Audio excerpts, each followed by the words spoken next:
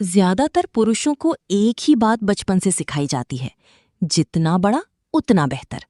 लेकिन सच ये है कि ये सोच सबसे बड़ा झूठ है जो हजारों पुरुषों की कॉन्फिडेंस और रिलेशनशिप दोनों को खराब कर रही है। आज मैं आपको एक ऐसा मेडिकल और एजुकेशनल फैक्ट बताने वाली हूँ जो आपकी सोच को पूरी तरह बदल देगा। क्योंकि असली गेम लंबाई का नहीं होता, असली गेम उस 2.5 इंच के जोन का होता है जिसके बारे में ना कोई खुलकर बताता है, ना कोई सही तरीके से समझाता है। और आज जो बात आप जानेंगे, उसके बाद आपका पार्टनर खुद समझ जाएगा कि आप बाकी लोगों से अलग क्यों हैं। देखिए, सबसे बड़ी समस्या ये है कि ज्यादातर पुरुष पूरी जिंदगी एक ऐसी जगह खोजते रहते हैं जिसका उन्हें कभी सही मैप ही नहीं बताया गया। आज वही बात होगी जो असल में होनी चाहिए थी। महिला शरीर के 3 मुख्य हिस्से। Medical explanation.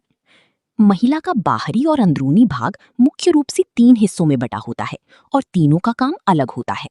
1. वल्वा, बाहरी हिस्सा। जो हिस्सा बाहर से दिखाई देता है उसे वल्वा कहा जाता है। इसकी बनावट हर महिला में अलग हो सकती है।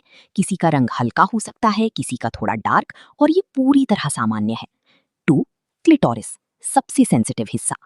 अब वल्वा के ऊपर एक छोटा सा बहुत ही नाजुक और संवेदनशील हिस्सा होता है जिसे क्लिटोरिस कहते हैं। ये ट्रायंगल जैसी शेप में हो सकता है और बहुत सॉफ्ट होता है। और यहाँ एक बहुत जरूरी बात समझिए, जिस तरह पुरुषों को अपने सबसे संवेदनशील हिस्से को छूने से सेंसेशन मिलता है, वैसी ही सेंसेशन महिलाओं को क्लिटोरिस की स्टिम्युलेशन से मिलती है। मतलब ये हिस्सा छोटा जरूर दिखता है, लेकिन ये सबसे ज्यादा पावरफुल हिस्सा है। तीसरा, वजाइनल ओपनिंग, अंदर जाने का रास्ता। इसके बाद आता है वजाइनल ओपनिंग, जो अंदर जाने का रास्ता है। और यहीं से सबसे बड़ी गलतफहमी शुरू होती है। सबसे बड़ी गलतफहमी, जितना अंदर जाओ उतना बेहतर। लोग सोचते हैं कि जितना ज्यादा अंदर तक स्टिम्युलेशन होगा उतना ज्यादा प्लेजर होगा। लेकिन मेडिकल सच्चाई इसका उल्टा है। असली सच्चाई, सेंसिटिव जोन सिर्फ शुरुआती 2.5 से 3 इंच। वजाइनल कैनाल पूरी तरह सेंसिटिव नहीं होती। उसका सबसे ज्यादा सेंसिटिव हिस्सा सिर्फ शुरुआती 2.5 से 3 इंच तक होता है।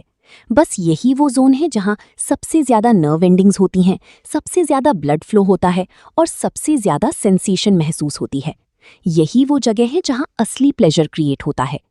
इससे आगे क्या होता है? सर्विक्स वाली सच्चाई। 2.5 से 3 इंच के बाद शुरू होता है सर्विक्स। और सर्विक्स को ज्यादा बार या ज्यादा प्रेशर के साथ टच करने पर कई महिलाओं को प्लेजर नहीं बल्कि डिस्कम्फर्ट या पेन हो सकता है।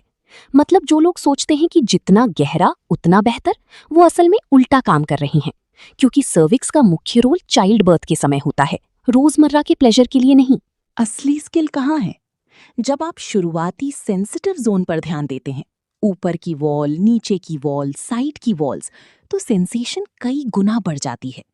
लेकिन जब आप सिर्फ डेप्थ के पीछे भागते हैं, तो आप उसी एकमात्र जोन को इग्नोर कर देते हैं जो सच में काम करता है। और यही वो बात है जो कोई खुलकर नहीं बोलता, लेकिन यही सब कुछ बदल देती है। अब ध्यान से सुनिए, जो लोग सिर्फ डेप्थ पर फोकस करते हैं, वो हमेशा गलत दिशा में मेहनत करते हैं। मैं आपको एक आसान उदाहरण देती हूँ। अगर आपके पास एक लॉक है और की सही साइज की है, लेकिन आपको उसे सही तरीके से रोटेट करना नहीं आता, तो दरवाजा कभी नहीं खुलेगा। यही प्रॉब्लम इंटिमेसी में भी होती है। सही टेक्निक क्या है? वैजिनल कैनाल का सेंसिटिव हिस्सा सिर्फ शुरुआती 2.5 इंच है, और उस 2.5 इंच को सही तरीके से एक्टिवेट करना एक स्किल है। टेक्निक में क्या जरूरी है? सिर्फ अंदर बाहर मोशन नहीं, बल्कि हल्का सा रोटेशन और एंगल चेंज बहुत जरूरी है।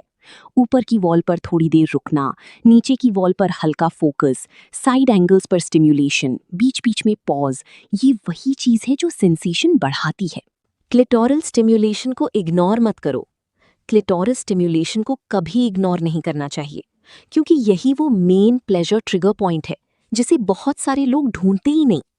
हल्के हाथ से सही प्रेशर के साथ धीरे धीरे स्टिम्युलेशन देने पर एक्सपीरियंस में बहुत बड़ा डिफरेंस आता है। फिंगर स्टिम्युलेशन एक स्किल है, कमजोरी नहीं। बहुत लोग सोचते हैं कि फिंगर स्टिम्युलेशन कोई कमजोर चीज है, लेकिन सच ये है कि ये एक स्किल है। क्योंकि फिंगर्स से आप सेंसिटिव एरिया को बेहतर फील कर सकते हैं, सही एंगल बना सकते हैं और पार्टनर को ज्यादा कंट्रोल्ड स्टिम्युलेशन दे सकते हैं। और कई बार यही टेक्निक पार्टनर को उस लेवल तक ले जाती है जहां सामान्य तरीके नहीं ले जा पाते। साइज का सच, मेडिकल रियलिटी। अब साइज वाली बात भी क्लियर कर लेते हैं।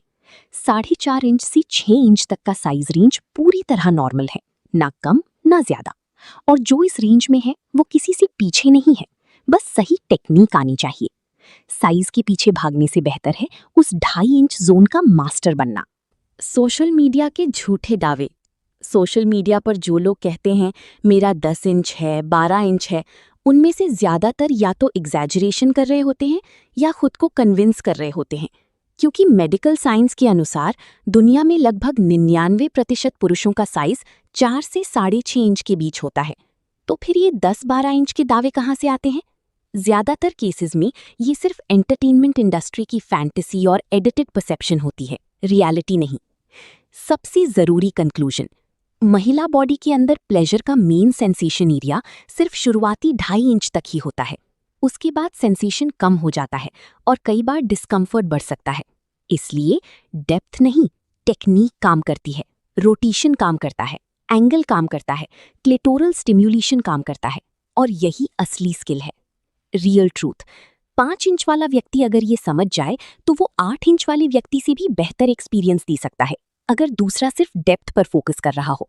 क्योंकि असली जीत साइज रेस में नहीं होती, असली जीत सही जगह सही तरीके से स्टिम्युलेशन देने में होती है। और यही वो नॉलेज है जो कोई ओपनली नहीं बताता। Final message, mindset shift. आपका शरीर कमजोर नहीं है, आपकी कमी साइज नहीं थी, कमी सिर्फ सही जानकारी की थी। ये मिथ लोगों को गलत दोस्तों की बातें, फेक क्लेम्स और अनरियलिस्टिक कंटेंट से मिला है। असलियत ये है कि एक इन्फॉर्म्ड व्यक्ति हमेशा कंफ्यूज्ड व्यक्ति से बेहतर होता है। समझदार इंसान साइज नहीं, स्किल बढ़ाता है। अब आप मुझे कमेंट में बताइए, आप अगला टॉपिक किस पर चाहते हैं? जो टॉपिक सबसे ज्यादा लोग पूछेंगे उसी पर अगली वीडियो आएगी। धन्यवाद, स्वस्थ रहिए।